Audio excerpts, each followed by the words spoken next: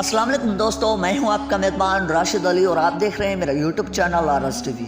دوستو، سلطان صلاح الدین ایوبی جنہیں ہم بیت المقدس یعنی یروشلم کے فاتح کے حیثیت سے جانتے ہیں، بلا شبہ سلطان صلاح الدین ایوبی نہ صرف عالم اسلام کے بلکہ اس دنیا کے عظیم ترین فوجی جرنیلوں میں نمایاں حیثیت رکھتے ہیں۔ ایک عظیم مجاہد اور فنون سپاہ گیری میں مہارت رکھنے کے علاوہ سلطان صلاح الدین ایوبی ایک رحم دل اور نیک طبیعت انسان بھی تھے۔ اس لیے تو حیرت انگیز طور پر سلطان صلاح الدین ایوبی کو نہ صرف مسلمان بلکہ مغربی مورخین بھی ایک ہیرو کا درجہ دیتے ہیں، اور مغربی ممالک میں آپ کا نام نہایت ادب سے لیا جاتا ہے۔ آج ہم آپ کو تاریخ کا ایک ایسا واقعہ سنانے جا رہے ہیں جو سلطان صلاح الدین ایوبی کی رواداری اور انسانی دوستی کا منہ بولتا ثبوت ہے۔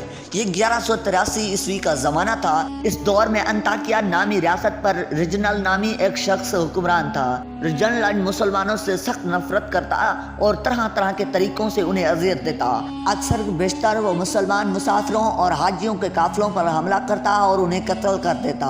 اس نے مسلمانوں کے مقدس ترین شہروں یعنی مکہ معظمہ اور مدینہ منورہ پر حملہ کرنے کی کوشش کی، اور یہ شخص حضور کریم صلی اللہ علیہ وآلہ وسلم کی شان میں گستاخی کا مرتکب بھی ہوا۔ اللہ تعالیٰ نے اس دور میں مسلمانوں کو سلطان صلاح الدین ایوبی جیسے رہنما سے نوازا تھا۔ جب سلطان کو اس بات کی اطلاع ملی تو آپ سخت برہم ہوئے اور یہ عزم کیا کہ دشمن سے اس گستاخی کا انتقام ضرور لیں گے۔ سلطان صلاح الدین ایوبی مصر اور شام پر قابض ہو کر فرنگیوں سے ایک ایک کر کے بہت سے قلعے چھین چکے تھے۔ اب سلطان صلاح الدین ایوبی کی نظریں بیت المقدس پر تھیں، جہاں اس وقت صلیبی حکومت قائم تھی اور ان کا حکمران ولرڈ ونگ چارمن تھا۔ جب سلطان صلاح الدین ایوبی کو رجنل کی حرکتوں کا علم ہوا، آپ سرزمین حلق سے لے کر سرائے سینا تک اور دمشق سے لے کر بادیہ شام تک اپنے جرات اور بہادری کے سکے بٹاتے ہوئے آگے بڑھے اور فرنگیوں کے اس قلعے کا محاصرہ کیا، جو اپنی مضبوط شہر پناہ کے سبب ناقابل تذکیر سمجھا جاتا تھا۔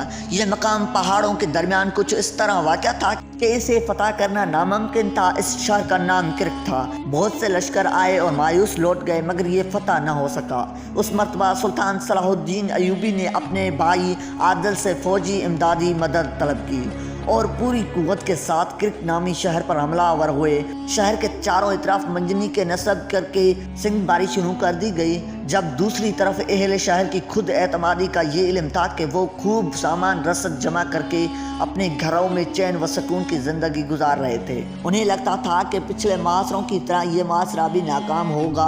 ان باتوں سے قطع نظر سلطان معاشرے کی شدت بڑھاتے گئے، سنگ باری جاری رکھی، لیکن ایک دن سلطان نے دیکھا کہ قلعے میں جشن کا سما تھا، خوب چہل پہل اور رونق تھی۔ یہ چہل پہل جنگ سے متعلق نہ تھی، بلکہ یہ سب طور زرد برق کے لباسوں میں ملبوس کسی تقریب میں شرکت کے لیے جا رہے تھے۔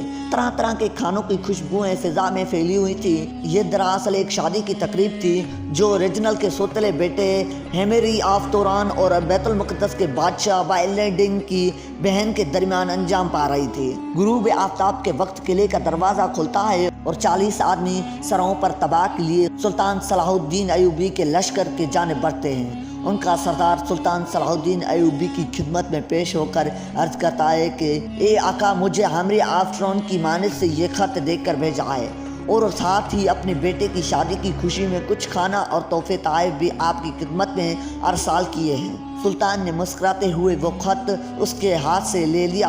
اے سلطان عرب، آج ہمارے چھوٹے سے شہر میں جشن کا سما ہے، جس کا سبب میرے بیٹے کی شادی ہے، اس لیے میں نے پسند نہ کیا کہ تم کو اس مصرف میں شریک نہ کروں۔ اے صلاح الدین، غالباً وہ زمانہ تم کو یاد ہوگا جب تم ہمارے محل میں ایک قیدی کی حیثیت سے رہتے تھے اور اپنے گود میں ایک چھوٹی سی لڑکی کو لے کر باغوں میں پھرا کرتے۔ وہی انٹون جب جوان ہوئی، اس کی شادی ہوئی تو اس کا ایک لڑکا پیدا ہوا جو آج اپنی قوم کا سردار ہے، اور مجھے یقین ہے کہ جب تم اسے دیکھو گے تو اس سے ویسے ہی محبت کرو گے جیسے اس کی ماں سے اس کے بچپن میں کیا کرتے تھے۔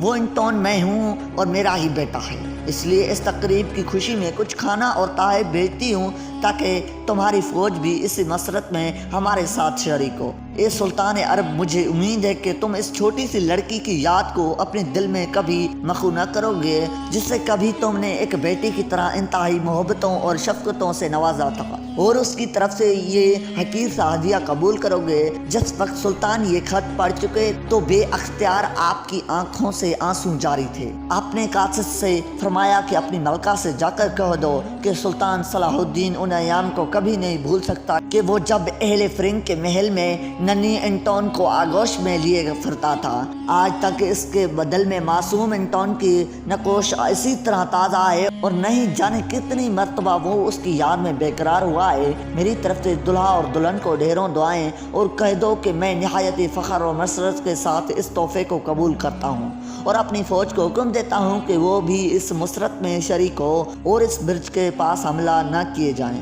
جہاں یہ تقریب منعقد ہو رہی ہے۔ میری طرف سے اپنی ملکہ کو سلام پہنچا دو۔ اس کے بعد سلطان صلاح الدین ایوبی نے اسرار جنگ ملتوی کرنے کا اعلان کیا۔ یہ تاریخ انسانی کی عجیب و غریب جنگ تھی جہاں ایک طرف مصورین شہر جشن میں مصروف تھے تو دوسری طرف قلعے کے باہر یعنی حملہ آوروں میں بھی خوشی کا سماں تھا۔ بعد ازاں سلطان صلاح الدین ایوبی نے کرک شہر کے اس مضبوط قلعے کو بھی فتح کر لیا اور تمام اہل شہر کو معافی دی، جبکہ ملکہ انٹون اس کے بیٹے اور بہو کو بھی تحفے اور تحائف سے نواز کر یہاں سے روانہ کیا۔ تو دوستو یہی وہ وجہ ہے کہ سلطان صلاح الدین ایوبی کی عزت و تکریم دنیا کا ہر شخص کرتا ہے، بھلے ہی اس کا تعلق کسی بھی مذہب یا فرقے سے ہو۔ سلطان صلاح الدین ایوبی کی گرفتاری اور کرک میں ان کے بحیثیت قیدی مقیم ہونے کا ذکر مستند تاریخ میں موجود نہیں، لیکن بہت سے مغربی اور مشرقی مورخین نے اس واقعے کو لکھا اور اس کی تصدیق کی۔ ناظرین آج کی یہ تھی ویڈیو، امید ہے کہ ہماری یہ ویڈیو آپ کو ضرور اچھی لگی ہوگی۔ ویڈیو اچھی لگی تو ہمارے چینل کو سبسکرائب کرنا اور ساتھ ہی کھڑے بیل آئیکن پر ضرور دبانا